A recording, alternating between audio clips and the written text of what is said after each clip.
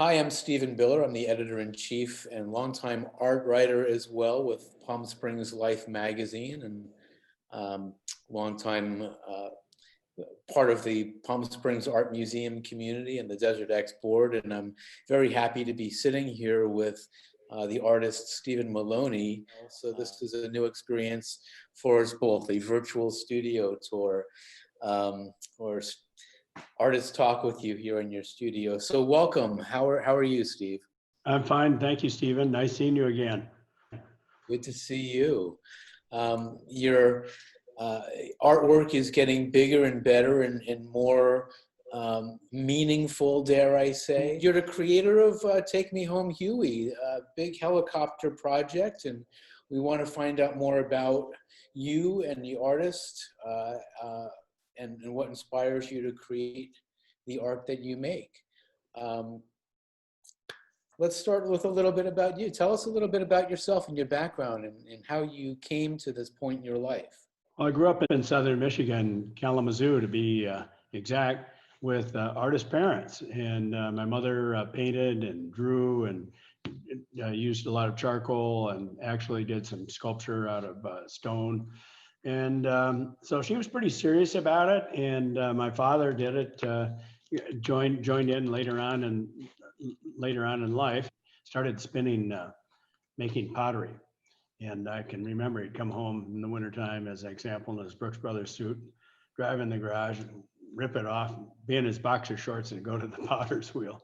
So, and my grandmother painted as well. So I was surrounded by it. And then later in life, when I had an opportunity, I thought, well, wouldn't it be great if I could get some coaching and some lessons? And so I did. And started out that way, and one thing kind of led to another. I would experiment with different styles and express myself the best way I could, and had a lot of fun with it. And the greatest part is it makes me feel good. And you're certainly not afraid of medium. You seem to do everything. I mean, you paint, you make sculpture, and the assemblage work is kind of a hybrid of both of these things. Series, or one of your earliest projects, was the Nascar Series. So what triggered that project for you? Yeah, I had seen a lot of John Chamberlain's work before that made out of automobile parts that he welded together. And I liked it. And I thought, well, maybe I could do something. I don't want to copy what he's done, but maybe there's something that relates to my style that reflects today's lifestyle and culture. So I started thinking about different race cars and Formula One, and I thought Formula One, those parts are going to be hard to get. But maybe so I'll look on the internet, and I did, and I looked at how do you find NASCAR parts, and there were some Sunday junk dealers that would pick up scraps from from the racetracks and then photograph them and put it for sale online. And so I made some maquettes out of some photos that I used from those parts. So I really had a vision for it. Mine was about today's lifestyle in the sense that there's advertising on it and there's a message. NASCAR was of course, a big sport for many. You're very tactile. You're not just working with paint and traditional materials. I mean, it seems like you'll grab onto anything. There's this. Tell us a little bit about the Band Booty project. Well, the Band Booty project was really it was a series I did out of confiscated goods from air travelers. The challenge was how do you get them? So it took about 30 phone calls and finally found through a government agency in Sacramento, they would collect I call it the band booty, the booty. Then they would spread it out and try and auction it off. So many Swiss Army knives, so many scissors. And the challenge was not making a statement that it was a horrific experience at time, of course, the 9/11. And I didn't want it to be about the tragedy, but I wanted it to be about the people. and why were they carrying these things? What are these deer antlers doing in this bunch of booty, you know? So it became all about the people. And the interesting part is when the series was finished and having it exhibited, that people then would start to engage with the pieces and talk about their experience. So as an artist, to me, that was a win-win.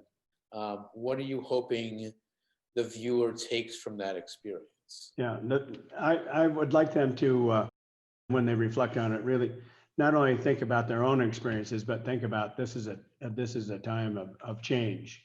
We can never fly the way that we flew before. We're always going to have to go through these checkpoints, and things are different. You know, we've had to give up some freedoms in order to preserve our lifestyle. You know, I just remember walking into the convention center space, and your helicopter was installed in the middle of the fair show floor.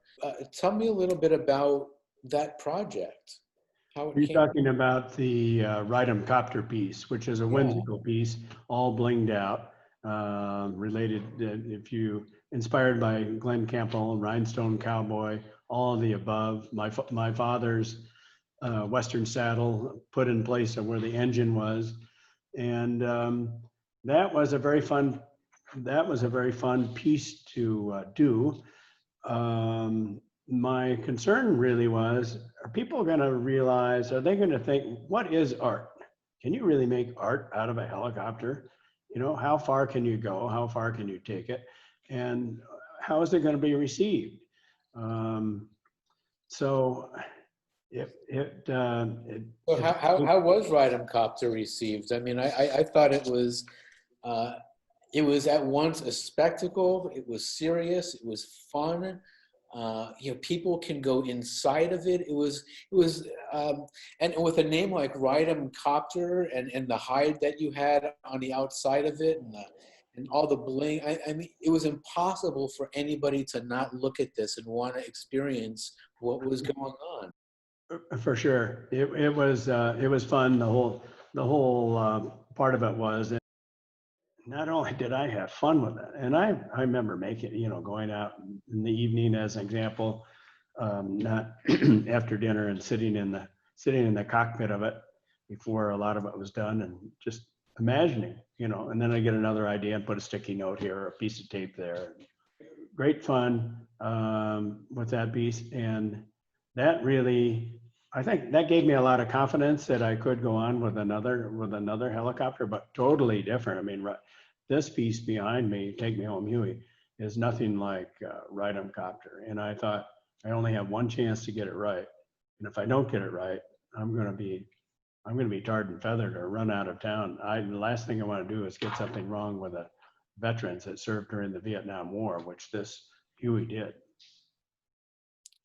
Well, thank you for your time. This has been an incredible conversation, and I really look forward to seeing what you do next. Yeah, thank you, Steve. Nice being with you and talking on our Zoom call and connecting again. I've always enjoyed it. You bring out a lot of things that I haven't thought about in a long time, and appreciate it. Thank you.